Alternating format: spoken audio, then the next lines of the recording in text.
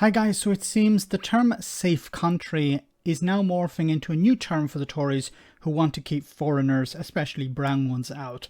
Bespoke. Yes, Priti Patel's Home Office is finding new ways to dodge international agreements and international conventions by claiming that they don't have to follow them because they have set up their own bespoke asylum policies.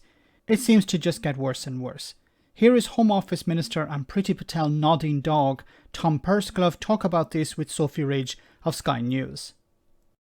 If you're not from Ukraine or Afghanistan, where there are clear routes to the UK, how do you claim asylum? Because if you look at the government's advice, that it says that you should apply for asylum when you arrive in the UK, but it also says your claim effectively won't be considered if you've travelled to the UK through a safe third country. I mean, it's basically impossible to claim asylum legally, isn't it? Well, the point is that what we do is we respond to global crises as they emerge, and we have bespoke schemes that are in place to provide the support that we want to give. And I think we have a proud tradition. So if you're not from Ukraine and you're not from Afghanistan, what is the safe and legal route for you to claim asylum in the UK? Well, there's further examples. Look at, for example, the response to the Hong Kong BNO situation. Look at the response to the...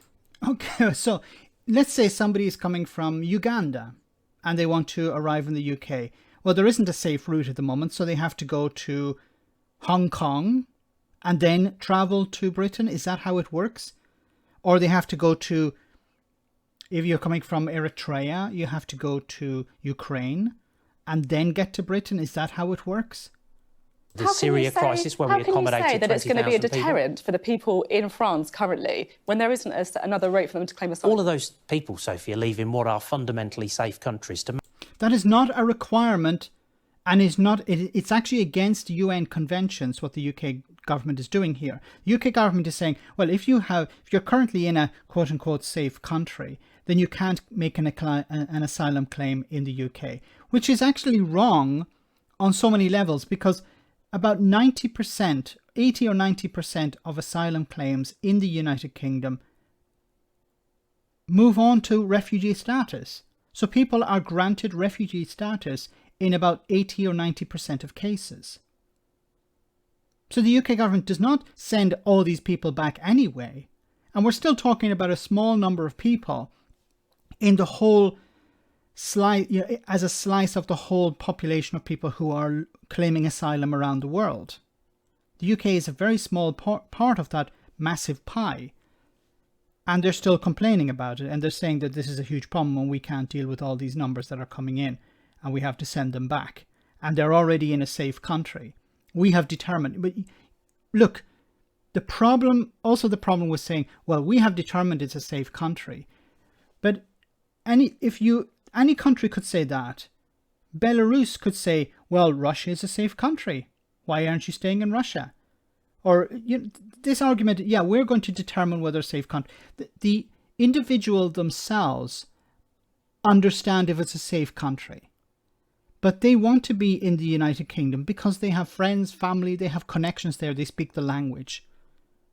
Why is it we always listen to people who don't understand this system instead of people who do? Why aren't we interviewing refugees and speaking to them and asking them, why did you come to Britain? Instead of listening to politicians who have no understanding of what the hell they're talking about. Make perilous journeys. The idea that France is not no a safe legal country. route. Well, one of the things we do, for example, is we work with the UNHCR in refugee camps in areas around the world to provide resettlement opportunities for people. Obviously, the UNHCR do have a lot of experience in handling those cases, in identifying particular vulnerabilities where we can make the biggest impact in terms of our help. I think that's the right approach, so that in response to individual crises, we make the best possible schemes that are as generous as possible. We've seen that in response to Ukraine in recent weeks and the generosity of the Ukraine, it was described as a disaster. There were Ukrainians who were deciding, I'm going to stay in Ukraine because it's too difficult to get into the UK. There are families in the UK, and I covered this before, and it's off the off the front page of the newspapers, but it's still a problem. And a lot of British people wanted to open their homes to Ukrainians and they couldn't do it. They were jumping through all sorts of hoops, and they were still struggling to get those families in. And Boris Johnson and his government are doing some sort of victory lap on this. They created the barriers, and Priti Patel wanted to create these barriers. She could have made it easier. Look at the way Ireland let people in. As long as you have a passport, you can come in. For the UK government, Priti Patel, no, we have to have a visa. You have to have a visa and it has to be processed. And you can't have it processed in certain cities. You can't do it in Calais. You have to go to Paris. So, and then there weren't enough staff in Paris to carry out these checks and all this paperwork. It was by design made more difficult. Why? Once again, to keep the racists and bigots happy. The racists and bigots don't like Ukrainians, but they certainly like people from North Africa or the Middle East even less. And this is what this whole policy is about.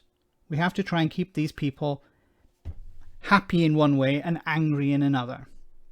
Angry at the European Union, angry at the European Court of Human Rights, angry at foreigners, angry at journalists, angry at lawyers, angry at judges, angry at the Labour Party. That's who they have to be angry with, but happy that we're doing something.